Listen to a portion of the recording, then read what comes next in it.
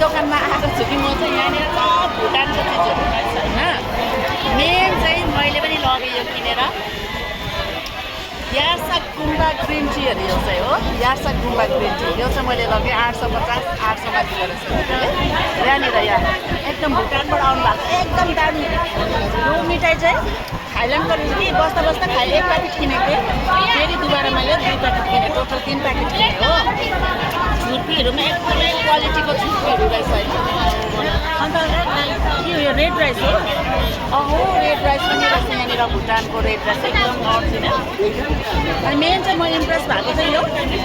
यार्सा गुम्बा ग्रिन टीदेखि चाहिँ म एकदमै इम्प्रेस भइरहेको छु यहाँनिर म त यसरी भुइँमा बसिरहेको छु यति साह्रो भिड छ एकदमै दामी दामी सामानहरू ल्याएको रहेछ है दिदीले म चाहिँ एकदमै यहाँबाट 1300को सामान किनेँ मैले यहाँबाट एकदम सेटिस्फाई सपिङ यहाँनिर चाहिँ thank you so much guys